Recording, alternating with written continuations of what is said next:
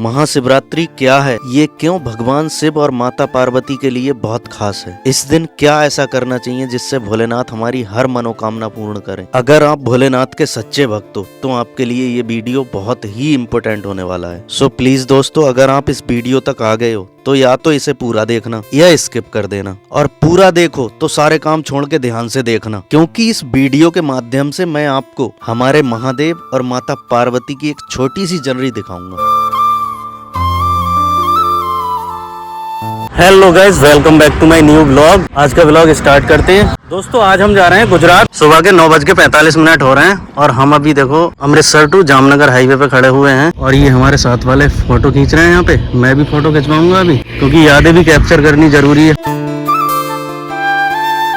सो दोस्तों अभी हम एक ढाबे पे रुके हैं, भूख लग रही थी तो हमने कहा कुछ खा लें पी लें यहाँ पे। तो अभी यहाँ पे गुजराती खाना मंगाया है, कुछ पकौड़े वगैरह मिलते हैं यहाँ पे। ये है भाई गुजराती खाना, सॉरी खाना नहीं है, ये ब्रेकफास्ट है। तो अभी इसे खाते हैं फिर निकलते हैं। सो दोस्तों अभी हम पहुँच चुके हैं नागेश्वर ज्योतिर्लिंग के बिल्कुल पास। यहाँ पे ये पार्किंग है, यहाँ पे हमने अपनी गाड़ी लगा दी है।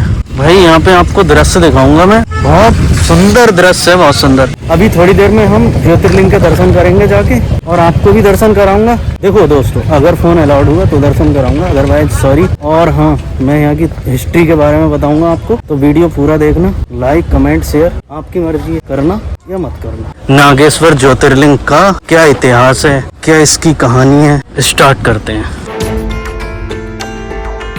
नागेश्वर ज्योतिर्लिंग गुजरात राज्य के द्वारका से 17 किलोमीटर दूर दारुका वन क्षेत्र में स्थित है। ये 12 ज्योतिर्लिंगों में से एक है और यहाँ शिव जी नागेश्वर महादेव के रूप में पूजे जाते हैं।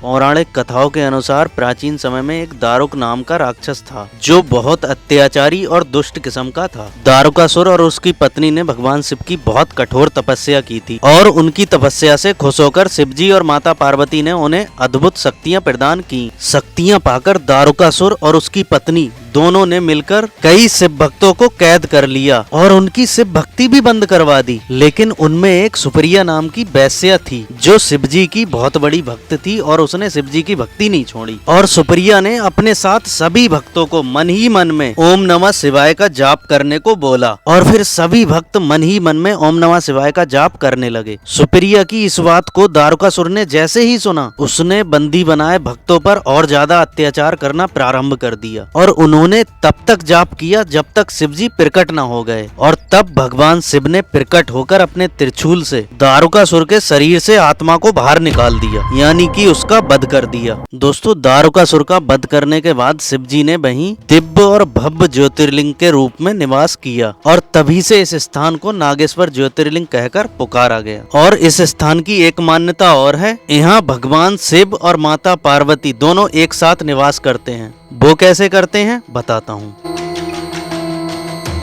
जब हम नागेश्वर का संधि विच्छेद करते हैं तो नागेश का मतलब होता है शिव और बरी का मतलब होता है शक्ति, यानी कि नागेश्वर मतलब शिव और शक्ति दोनों एक साथ यहाँ पे विराजमान हैं। इसलिए भी इस ज्योतिर्लिंग को नागेश्वर ज्योतिर्लिंग कहते हैं। महाशिवरात्रि और सावन में यहाँ पर बहुत भारी मेला लगता है, जिसमें लाखों की संख्या में भक्तजन बहुत बहुत दूर से यहाँ पे दर्शन करने के लिए आते हैं।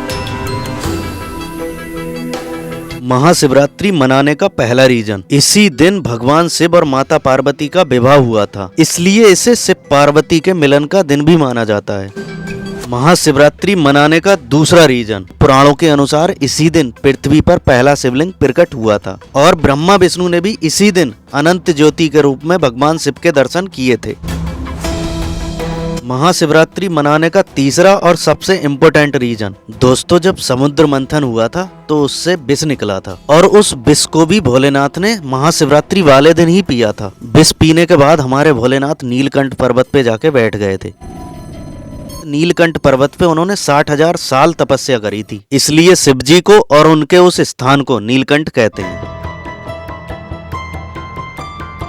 और चौथा रीजन महाशिवरात्रि मनाने का ये है, ये रात साधना, जप, ध्यान और व्रत के लिए बहुत ही शक्तिशाली मानी जाती है। कहते हैं इस रात ओम नमः शिवाय का जाप करने से मन की सभी इच्छाएं पूरी होती हैं और विशेष पुण्य की प्राप्ति होती है। और पांचवा रीजन उन लोगों के लिए है जिनकी शादी नहीं हो रही है या जिनके बच्चे नहीं हो रहे हैं और घर में कलेश रहता है। वो लोग अगर महाशिवरात्रि का व्रत रखते हैं तो उनके घर में सुख समृद्धि रहती है और उन्हें अच्छी संतान की प्राप्ति होती है, या जिनकी शादी नहीं हो रही है उनकी शादी हो जाती है। तो ये वीडियो शेयर कर देना अपने उस दोस्त को जिसकी शादी नहीं हो रही है, हो सकता है इस वीडियो को देखकर उसका भला हो जाए। दोस्तों, अगर आपको मैं एक लाइन में बताऊं तो महाशिवरात्रि सिर्फ एक फेस्टिवल नहीं है, ये आत्मा की शुद्धि की रात है, ये साधना की रात है, ये ओम नमः शिवाय के जप की रात है। कहते हैं इस दिन भोलेनाथ को जो सच्चे मन से याद कर ले तो उसकी सारी मनोकामनाएं पूर्ण होती हैं। तो इस शिवरात्रि आप भी सच्चे मन से भोलेनाथ को याद करिए, हो सकता है भगवान आपकी सुन ले, क्योंकि अगर आपने ये दिन